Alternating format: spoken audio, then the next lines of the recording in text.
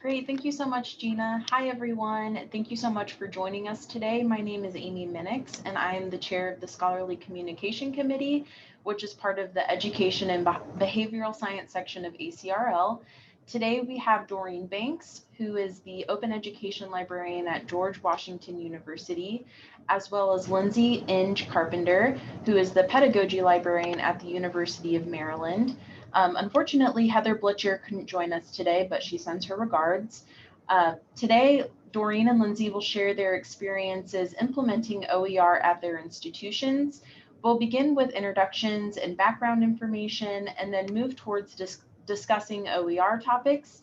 These include opportunities and resources available to librarians about OER, discussing the intersections of OER and diversity, equity, and inclusion, how to build community, models that have been helpful for implementing OER initiatives, and challenges that the speakers have faced. So we will have time at the end for questions. Feel free to drop those in the chat. Before we get started, I have a few housekeeping things. First, please make sure that your mic is muted during the presentation in order to minimize feedback. We will save questions for the end of the webinar, but feel free to send those in at any point during today's talk. The presentation will be recorded and shared through ACRL and will be available on their YouTube channel. And I am going to send the LibGuide in the chat right now. There is a page within the LibGuide that has open educational resources, and everything that Doreen and Lindsay will be talking and sharing today can be found within that LibGuide. I also have my contact information in there. If you see or know of any resources that would be helpful to add, let me know. And then at the end, I have a quick assessment survey for you all. If you wouldn't mind taking a few seconds and filling that out, we greatly appreciate it. And then without further ado, I'm going to start with Doreen. Would you mind introducing yourself and sharing a little bit about George Washington University? Hi, everyone. Good afternoon. I'm Doreen Banks, and I'm the Open Education Librarian at George Washington University in Washington, D.C. And my position title just recently changed to Open Education Librarian, an upgrade from my original job title, Education Librarian. I'm still the liaison to the School of Education.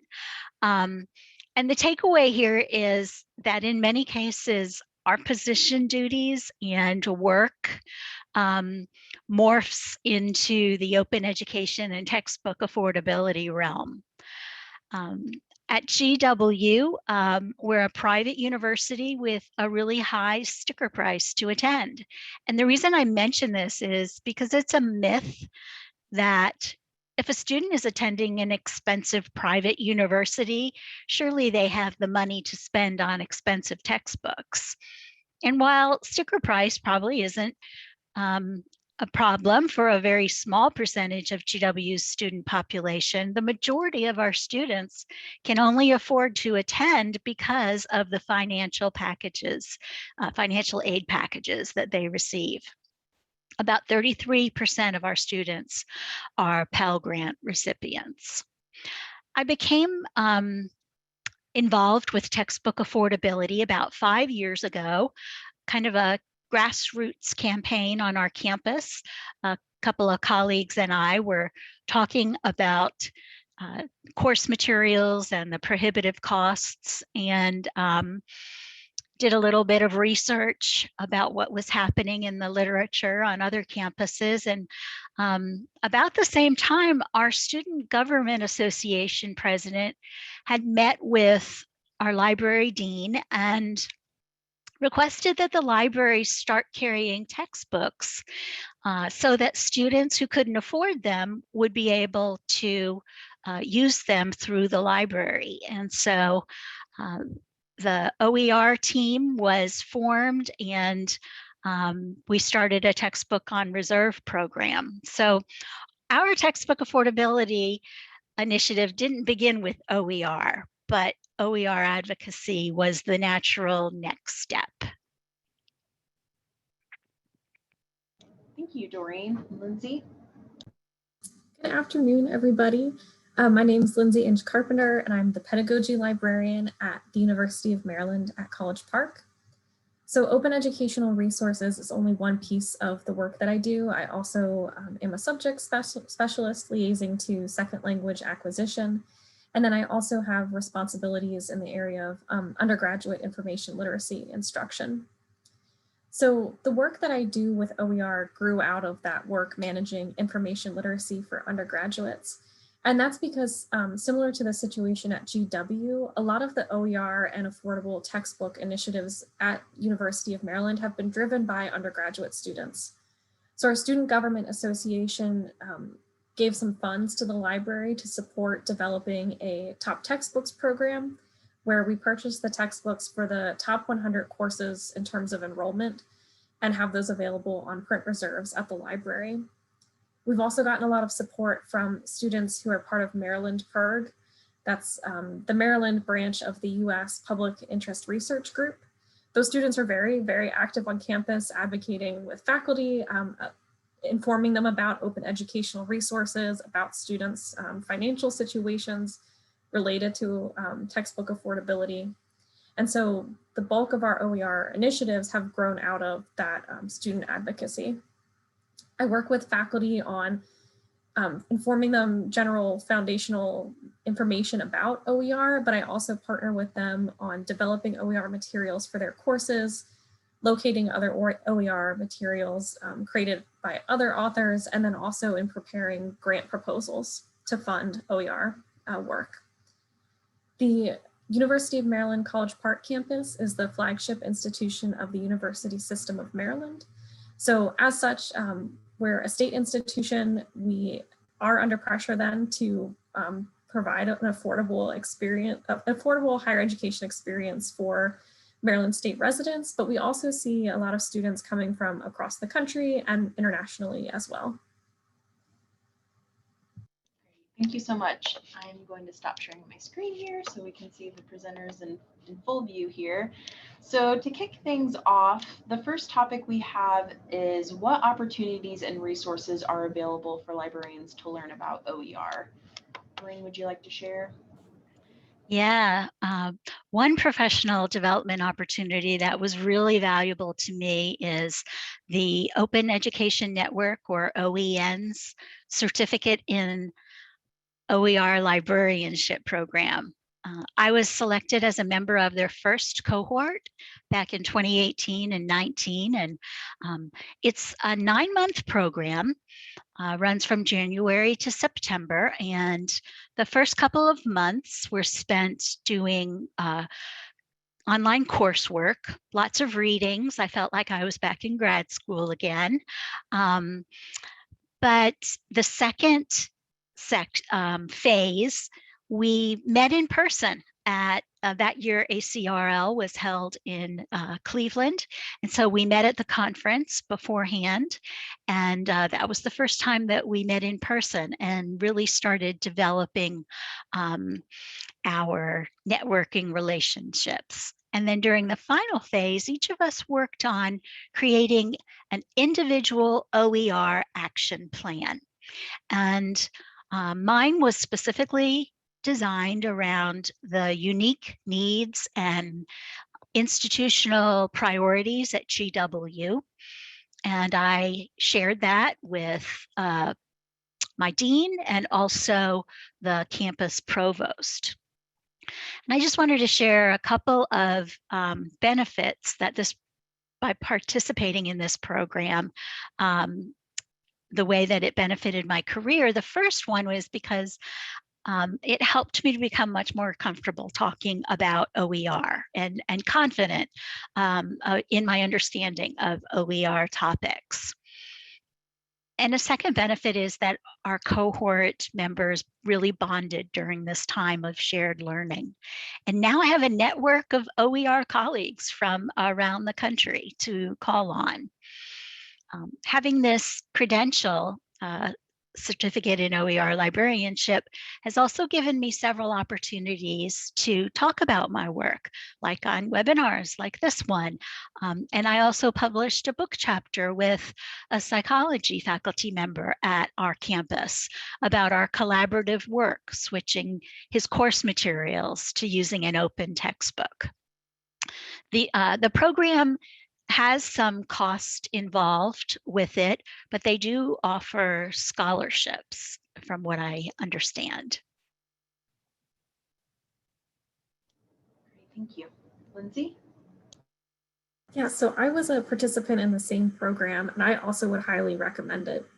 So if you are a recent MLIS grad, you probably have realized that even though OER is increasingly becoming a priority for libraries, that it's still not a huge part of many curricula. And so any professional development opportunities that you can get your hands on are really, really helpful in, as Doreen said, building that confidence that you have when you're speaking with faculty or with students or administrators about OER work. And the things that I liked the best about the structure of this OEN program, first, that there was pre-work involved. And so I had time to gather information about my institutional context, so that when we got to the in-person portion, I was able to ask informed questions of my peers and get feedback that was tailored to my actual situation instead of just general information.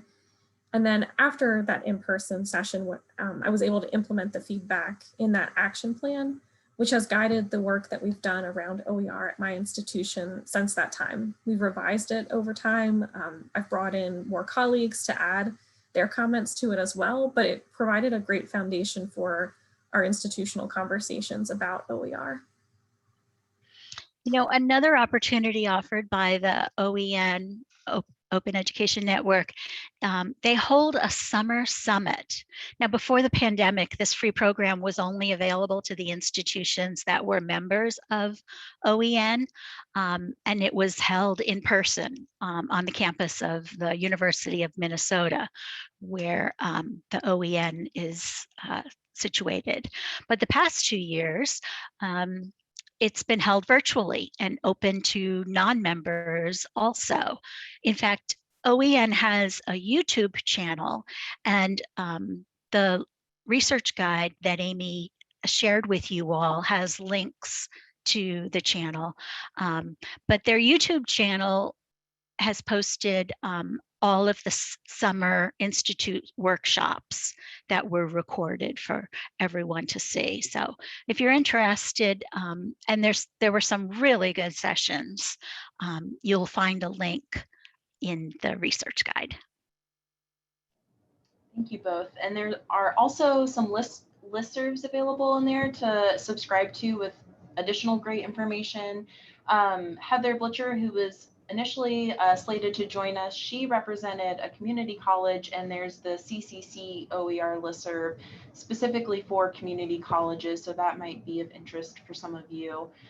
Just wanted to point that out as well. So the next topic we wanted to discuss, what are the intersections of OER and diversity, equity, and inclusion? Lindsay, can you start us off by discussing some of the emotional labor and boundary setting that you've experienced in your role?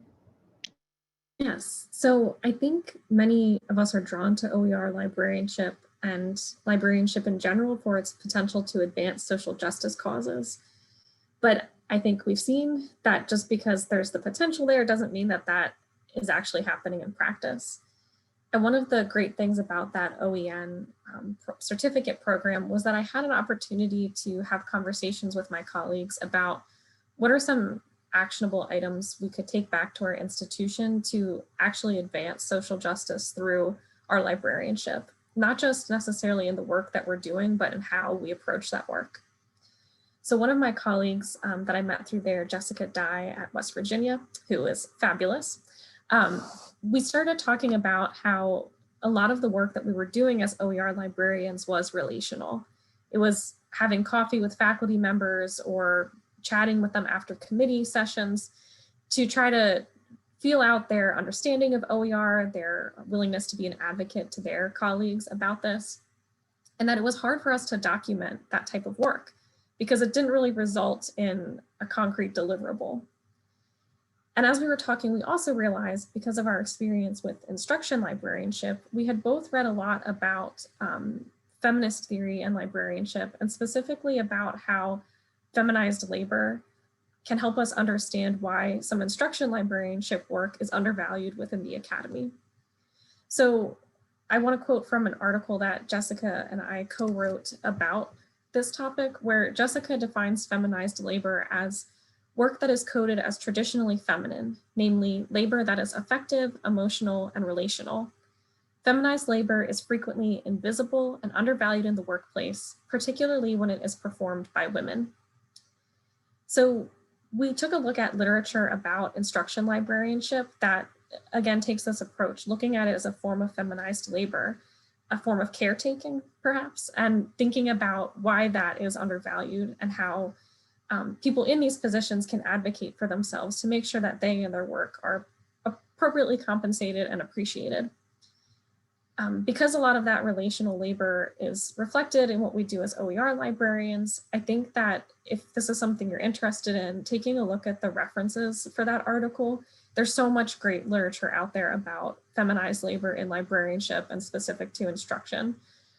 Some of the things that we talked about in that article and just in our ongoing conversations about this are concrete strategies that we have for documenting the labor that we do as OER librarians. And some of the things that we discussed were making sure that your position description accurately reflects the work that you're doing and the amount of time you spend on that work. So many of us have OER as just one part of broader responsibilities. So when OER work gets added to your day job, make sure that your position description is updated to reflect that. Include in your position description, if you can, some of that relational work.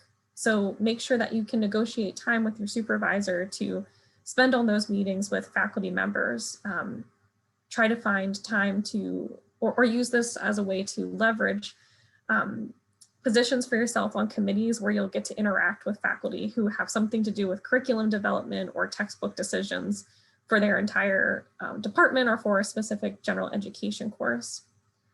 There's also a work plan template in the article Jessica and I co-wrote that gives some suggestions about how you can make sure you're documenting for your supervisors the relational work that you do. So instead of only including in your annual review that you assisted faculty in earning 3 grants and in developing 2 OER materials, that instead you're also including how many hours you spent with faculty over email, in person over coffee, on Zoom chats, to advocate for OER, because that's still time you're putting in. You might not see the fruits of that until a few semesters or a few years down the line, but it's still essential, important work. And then finally, we also talked about how you could use reflective journaling as a way to, again, make sure you're tracking for yourself how much time you're putting into these relationship building. There's a strategy that researchers who look at gendered labor in the academy use called time diaries, where they'll ask faculty members to track for maybe a week or even a month, hour by hour, what work they are doing.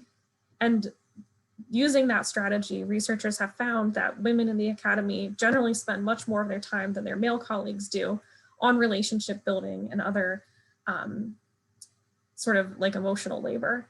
So that's a strategy you could use as well, especially if you have a supervisor who might not inherently value that type of work. It could be useful to track all of those things in a time diary so that you have some hard numbers to share with them, if that's more compelling evidence for them to see that this is where your time is going and this is why you think that that is important.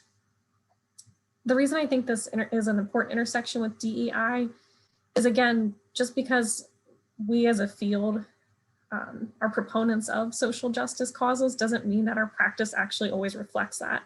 And so it can be helpful to sort of turn inward and look at our own positions and think about what boundaries we are drawing and how we're advocating for ourselves. Great, thanks, Lindsay. And I think the relationship building piece is so critical.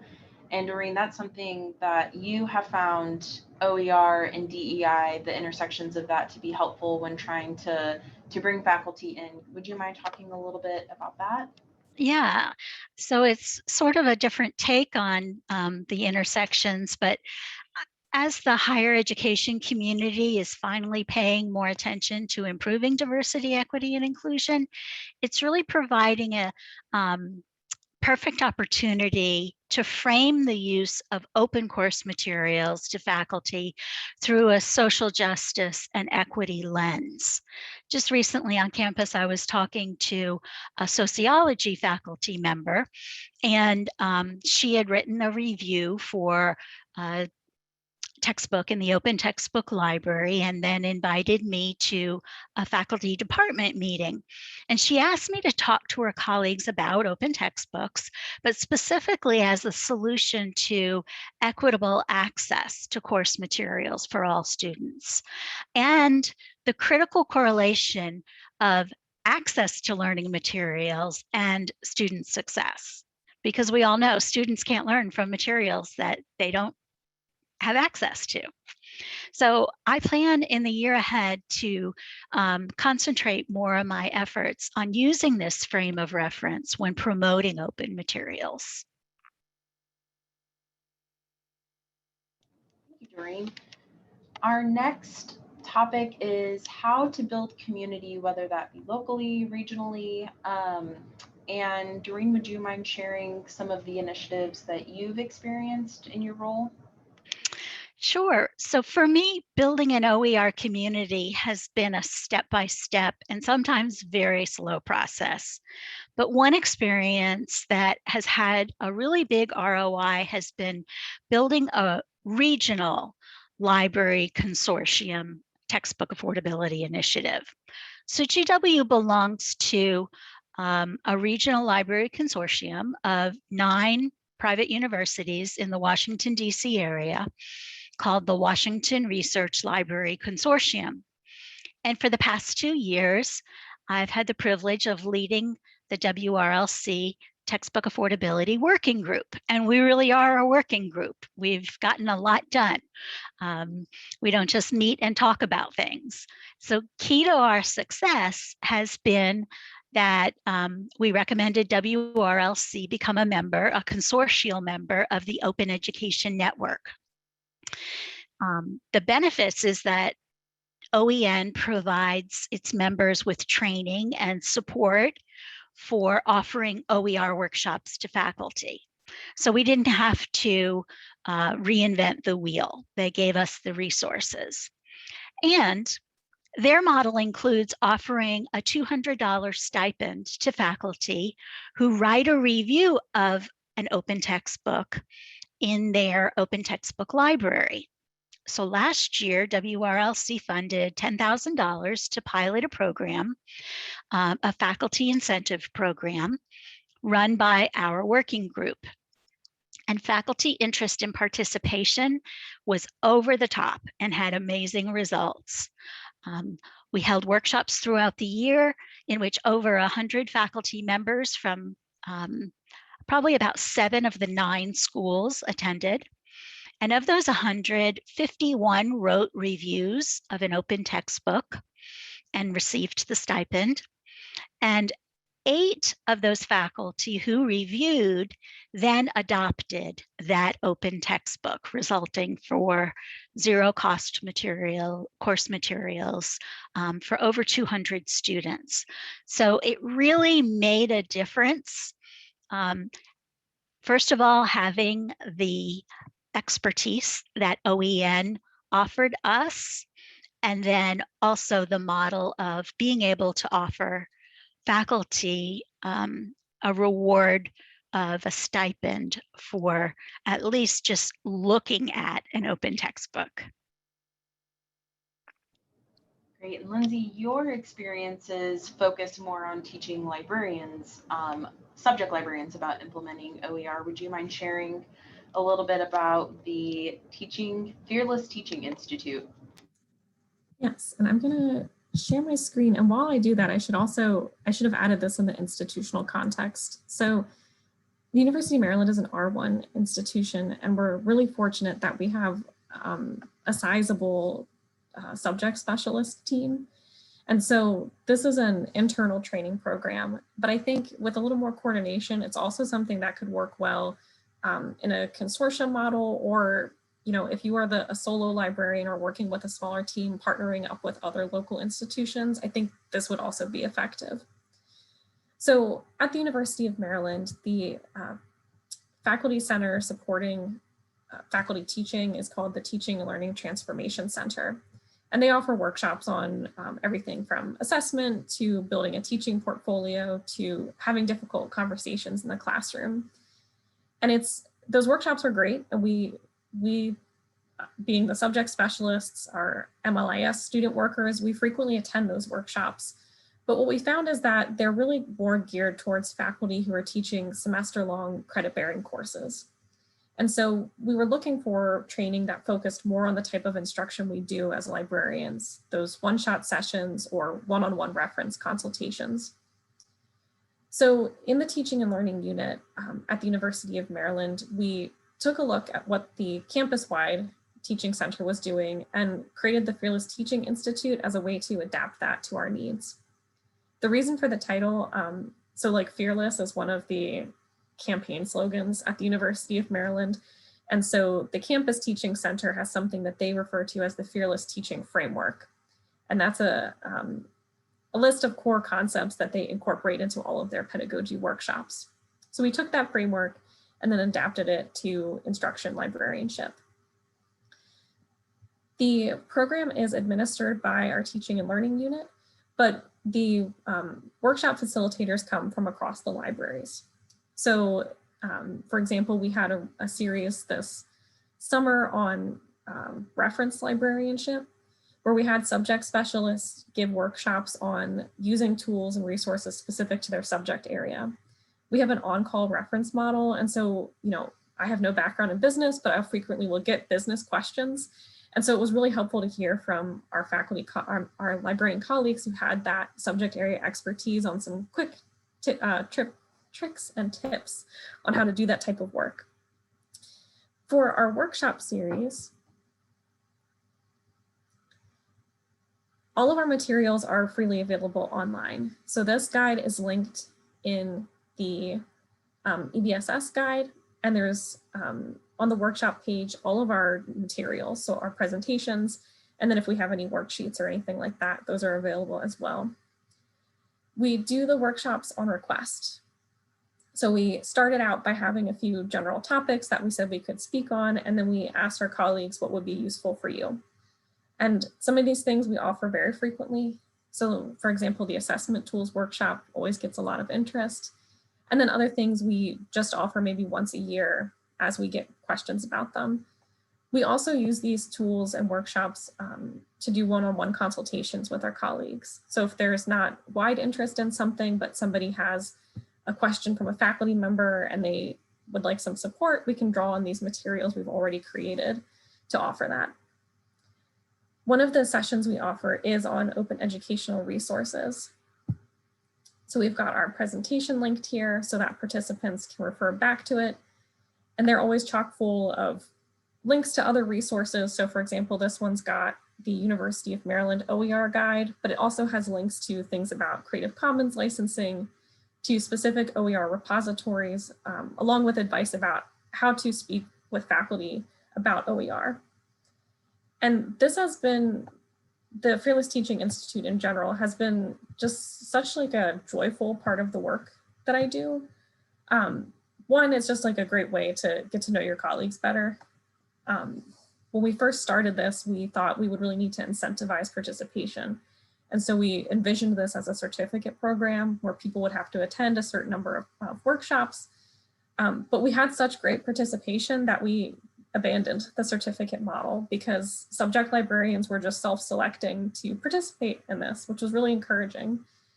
And as an OER librarian, the bulk of the references I get for working with faculty come from subject librarians. And I really think that's because through these workshops, we're able to partner with subject specialists to inform them about what our capabilities are, so what type of OER work we can support, and then they're able to pass that along to their faculty.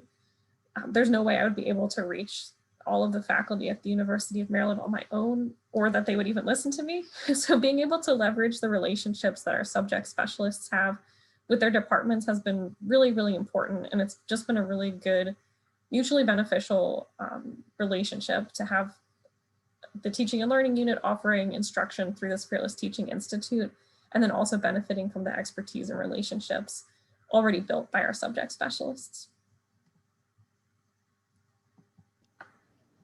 Lindsay, I think that's such a wonderful model to have, especially these days where we're unable to host workshops in person, or folks who have moved into new positions during the pandemic and haven't had a chance to get to know their institution or even their colleagues. This is such a savvy way to refresh or get that information when folks need it. So thank you for sharing that. And related to successful models, Doreen, I was wondering if you would share models that you have found helpful when implementing OER. Highlighting the student voice has really proved to be beneficial. Our OER team has taken specific interest in empowering our Student Government Association officers as advocates. So each year I meet with the new student government president and talk about textbook affordability and their initiatives that they want to prioritize in the upcoming year. But I always share the resources published by the student PIRGs. Lindsay mentioned the Public Interest Research Group earlier. It's an organization that helps start grassroots advocacy campaigns on college campuses. PIRGs has a really great website, and it's listed in the research guide, which includes a SGA textbook affordability toolkit. So before the pandemic, I worked with an intern at the PIRGs who organized a student survey on the campus of GW. And the data that they gathered was used in the PIRG's latest research report, Fixing the Broken Textbook Market. So collaborating with student government officers each year has been really rewarding. A couple of articles have been written in the school newspaper about SGA work in the textbook affordability realm. And we all know that faculty listen to the student's voice much more than the librarian's voice. So the SGA, one year the SGA president and vice president created a video imploring faculty to consider the cost of the course materials that they assign. And then they shared that video with faculty through their advertising venues and newsletter channels. And I think that having the message come from a variety of channels on campus is really important. Thank you. I agree 100%. That's a big, powerful voice that can't be ignored, and is certainly a good one to have on your side. So our final topic today, before we get to the Q&A, relates to challenges that you both have faced in regards to OER. Lindsay, would you start us off? Yes, and in another pitch for the Open Education Network certificate program, which we're not being paid to market for them, but they really are great. One of the things that we did at one of the summer summits was an activity where you received a list of real complaints or concerns faculty had about OER, and you did some role play with each other to practice responding to those challenges. So just another example of like a good community building exercise to address some of these. So I had shared with Amy that we're in a fortunate position at the University of Maryland to have recently had a cross-campus group established to look at affordable course content options at the University of Maryland. We've been charged by the provost and by the dean of the libraries to do this work. And so it's really encouraging to see that there is campus-wide interest in this topic. I think most folks probably have this experience of within the libraries having a robust OER program, but then struggling to get real buy-in across campus. So this is a good thing, but there are also challenges associated with working with folks who don't have the same background in OER as we might in the libraries. So the three main challenges I wanted to talk about are the committee members' differing levels of familiarity and knowledge about OER and about the publishing industry in general, the perception of libraries and librarians across campus, and also the insidiousness of open washing and other predatory publishing practices. So one of the challenges is that although everyone who is involved in this committee is an advocate of textbook affordability on some level, they just haven't had the same level of training in OER that we have in the libraries. And because librarians only comprise 2 people on this broader committee, it means that we're doing a lot of work trying to share information with our colleagues about OER and the publishing landscape.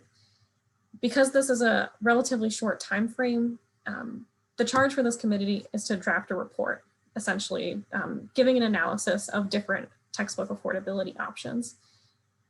And given that we have less than a year, and given that everybody already is overloaded with service commitments, there isn't a lot of time in our committee meetings or on people's calendars outside of committee meetings for them to devote to engaging in professional development about OER. So it means that the librarians on the committee do spend a lot of time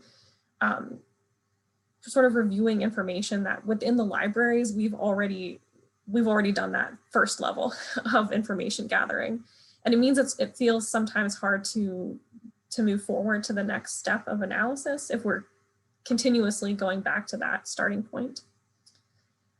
I think another thing that people are probably familiar with, regardless of what type of work you do, is the perception of libraries and librarians on campus when compared with faculty.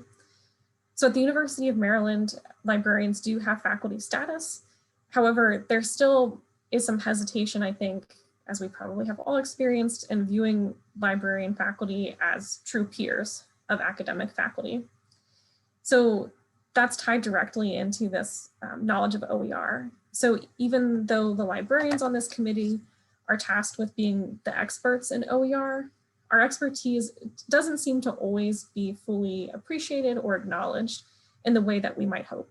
And I think that that has to do with those perceptions of librarian faculty as somehow less than, or as lacking an expertise that other faculty possess. And then finally, again, tied to those first 2 challenges is this challenge of open washing. So as the committee has done its work, I've noticed that these publishers who are using this strategy of making their materials appear more open than they actually are, or who talk about inclusive access models, can do so in a way that is really attractive to people who are not familiar with the publishing industry and who are not aware of these sort of pitfalls. So inclusive access models, if you aren't familiar with them, they can take a few different forms, but generally the idea is that all students in a class, instead of individually purchasing textbooks or borrowing them from the library, that all students by the first day of class will automatically be billed for a textbook that their course requires. The publishers say that in doing this, they can offer a steep discount to students. So it looks like a great way to lower the cost of textbooks and to address the problem of students not having the materials they need to succeed in the course. However, as librarians, we are very familiar with journal publishing practices where you get a great deal at first, but once you're locked into a contract, those prices just keep going up. And the same thing is happening with textbooks. But because that initial pitch looks so attractive, and because it's sometimes even tried to spin as part of the open education movement at times, it can be really hard to combat that misinformation if you are working with colleagues who don't have that foundational knowledge about the publishing industry or about OER. So some of the things that we've done to try to combat this is, spending our time on the committee, sharing materials, really reiterating in each session whatever expertise we can bring to the conversations, and also going back to our colleagues in the library and asking for talking points as well. So for example, for my colleagues in course reserves, they have so much great information and data about how course reserves is functioning at our university and how much good it is doing for students to get materials in their hands at an affordable price for students. I can take that information back to the committee, who might not even really be aware of how course reserves works in general, and have compelling data to argue for why this is perhaps a more sustainable and actually more equitable approach to affordable course content than these contracts with publishers that are in reality quite predatory. Thank you. Lots of great information there, especially dealing with the internal battles of OER and educating our colleagues and certainly faculty. And Doreen, you're going to talk a little bit more about the challenges of getting faculty on board. Can you expand on that a little bit more? Sure. So I'm not saying anything new to you all, that it's sometimes really difficult to get faculty to participate in OER programs. They have the barriers that we all have heard about. The two main ones are time and quality. Time, faculty are busy. We have many of us are at institutions where faculty's time is served between research and instruction. So they're really busy, and it takes a lot of time to switch course materials. And then the second barrier is often talked about is just the quality of open course materials. Free materials are perceived to be of inferior quality. So to address the quality challenge, as I mentioned before, our regional consortium has offered $200 stipends to review a textbook in the open textbook library. And this has given faculty an opportunity to actually evaluate the quality themselves. And the items in the open textbook library are all, or mostly are all peer reviewed, and they are reviewed according to a rubric that's quite comprehensive, and you can see all of the faculty grades or reviews rather on each of the textbooks. So that's been helpful. And then addressing the time change, whenever I'm talking with faculty, my message is you don't have to do this alone. We have instructional designers, librarians, course reserves. There are folks that can help you through this. And that's kind of what I wrote about in the book chapter with the psychology professor that I worked with, in that the switching to an open course textbook was a collaborative effort, truly. In the upcoming year, I've received library funding to offer a grant program to our faculty to switch to open or affordable course materials. And we'll be offering them a $500 grant, and we can do up to 10 of them. And one of the ways that we're just starting off is by researching grant programs that are at some of your institutions and finding out what other folks are doing in order to build the framework of our own in the upcoming year. I think that piece is so helpful to keep in mind, right? It doesn't have to be overnight. It doesn't have to be a grand gesture of I'm going to replace all of my course materials, even supplemental materials, or finding library resources that can help with that. I think is a good thing to share with faculty and also keep in mind, right? I mean, ideally we would want OER for all, but those small changes add up to big changes, and I think Definitely. yeah. All right, so we are at our Q&A point. We have about 15 minutes left, and we had one question submitted to our Qualtrics form before the presentation. I'll post it in the chat here. But the question was, I'm working on a grant for a faculty OER stipend program. What are the biggest pitfalls and challenges for these programs? Is there a better starter program coming from the library, not the college? And Doreen, I know you kind of touched on this upcoming program, this grant program that you are implementing, but do you have any other advice or any words of wisdom? I found from what I've read is that usually grant programs come from one of three sources, either the library or the Center for Teaching and Learning or the provost's office. And obviously you take the funding wherever it's offered to you on your campus. But for us, it's through the library, but the provost office definitely is an integral partner in some type of a grant program because they have the connections with the faculty. So I would say step one is just what I've done, research what others are doing. And several of you in the audience I know have grant programs at your institutions. You may be able to offer some suggestions as well. Lindsay, do you have anything to add to that, or others if they want to jump in? I was just going to say that at University of Maryland right now, we decided against a grant program, and having an action plan was really helpful in justifying that decision, because part of the action plan was a SWOT analysis and also an analysis of our current resources. And we realized that we didn't have the staff time or really the funding to offer a meaningful grant to faculty. And so instead what we decided to do is invest our time in providing workshops and one-on-one consultations on preparing grants, grant proposals to other institutions that were offering money.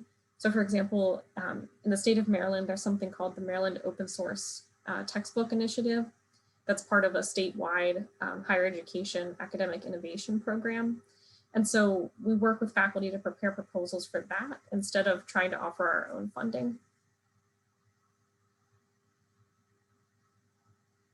Oh, that's a good question about the action plan. Yeah, I have, let me see if I have a copy of mine that I can share. And if not, I'm sure I can find at least like a template.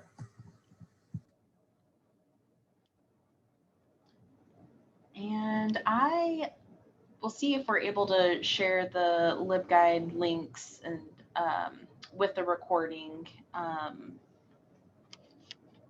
see if ACRL can do that. And then we had another question in the chat. Do you have a dollar amount that you use when you designate a course as quote unquote affordable? So I think it varies from institution to institution. I think a lot of our work is geared towards zero cost course materials. And by that, that would imply either using openly licensed materials or library subscription materials, which are of no cost to students. But as far as some of the metrics that I've seen, under $50 would be an affordable amount for the cost of course materials.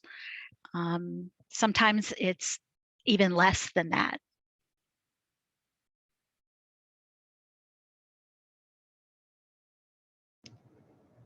Okay, so Florida uses $25 per credit hour.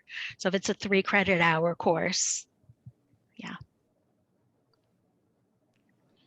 Great. We'll see if we can add the action plan to the LibGuide, and Gina has confirmed that she can send that link out with the recording.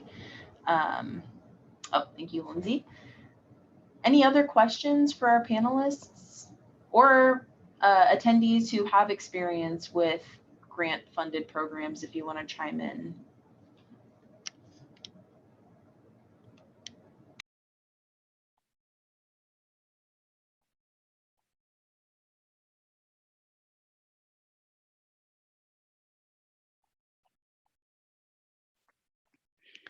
Are any of you all in the audience using the lens of social justice for your promotion of open and affordable course materials?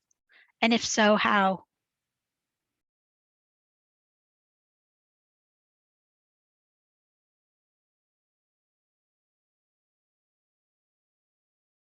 I think we're beginning to see more workshops and webinars about this and ways that we can, as a profession, implement the DEI lens in this arena.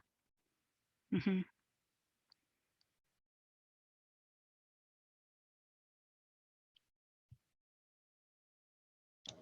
That might have to be our Scholarly Communication EBSS next webinar. It was a theme of the last year's Open Education Conference. And all of those recordings are available online, even if you hadn't registered. So if you just Google Open Education Conference 2020, you should be able to see work that folks did in that area too. And the link to OpenEd is in the LibGuide.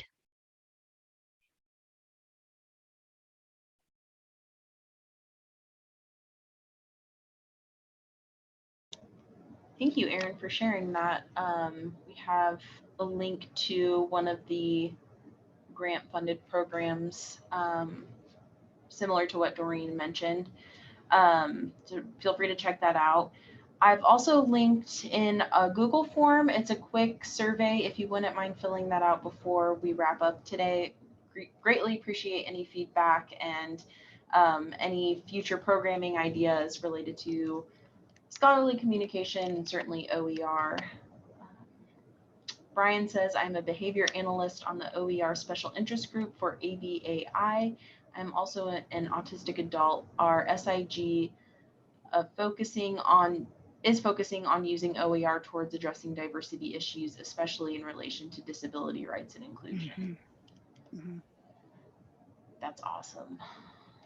Do you have anything to point to? Oh, go ahead. I just wanted to say that it's so encouraging to see as many participants here today. And I think that it just shows the value that we have in listening to each other and hearing. I think that as a profession that we're a great group of individuals, and that using our experiences to help each other, I think is the best thing that we can do.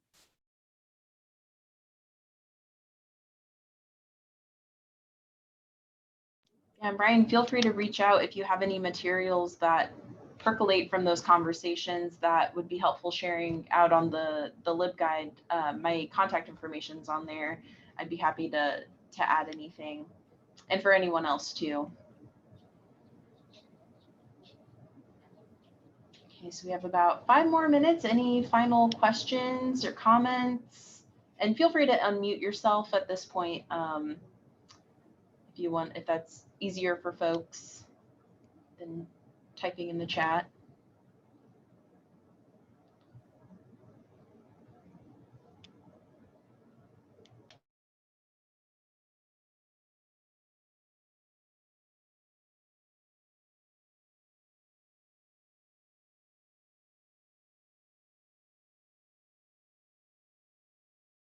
All right, seems like kind of a natural pause there. So I think we'll go ahead and wrap up. Oh, we've got one more comment. Oh, a few more questions. Okay, Doreen, I agree. It is great to hear from everyone who is working in this area. We are moving toward an OER grant program for faculty and really appreciate learning from everyone ahead of us. Thanks. Yeah, it should be, maybe we should have you back, Doreen, to share how that looks this next semester. And I know I'm at Indiana University. We had our first grant program for implementing OER, and we've learned a lot. I'm on part of the team for that, and we learned to have a scale, right? Because implementing something that's already available versus creating these materials are very different, and the funding should kind of correlate with that. So yeah, we can definitely learn from each other. Zach says, how has the pandemic affected the way you promote OER? So in keeping with the theme about boundary setting, I took a big step back during the pandemic, especially because the first 6 months we were focused on moving all of our instruction online. So I think that if that is what happened at your institution, that is like more than okay. And it is very reasonable to decide that now is not the time to implement like a new grant program.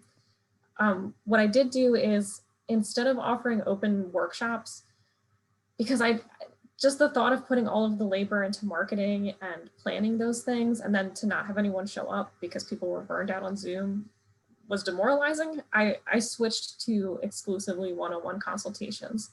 And I would say that those numbers stayed steady. I don't think those were impacted. And it was really nice to be able to have those consultations over Zoom, because sometimes faculty only needed 15 minutes, other times they needed an hour, and it was nice that we had some more flexibility in the timing there. It was easier to share materials because I could share my screen over Zoom and send links in the chat than it might have been if we had been meeting in person. I'm not sure what it's going to look like going forward now, because we're in a weird hybrid space at the University of Maryland. So I think it's time to revisit whether we'll host workshops, but the one-on-one consultations have been working well.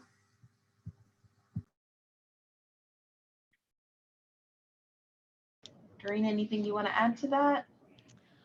Well, when I'm just this past 2 weeks, we've had the Center for Teaching and Learning has had faculty workshops that I've popped in and just said hi and introduced the topic of OER to faculty. And I've just tried to reiterate that I understand that this might not be the best time to switch your course materials with all of the change that has been happening, but I talked about how just taking baby steps, something as simple as taking a copy of your textbook and putting it on course reserve for those couple of students who can't afford to buy the textbook this semester can make a difference. So concentrating on a variety of different approaches. Alrighty, so we have one more minute, and I think that's a natural place to kind of wrap things up. Thank you so much, Lindsay and Doreen, for taking time out of your day to share your experiences. I've learned a lot, and this conversation has been so enlightening for me, and I hope it has been for you all as well. Just some quick reminders, the LibGuide URL, I'll pop it in the chat one more time. It'll be available along with the recording. So thank you, Gina and ACRL, for hosting this. I hope you all have a great Friday and a great weekend, and keep your eye out for future EBSS ACRL events. Take care. Bye, everyone. Thank you all.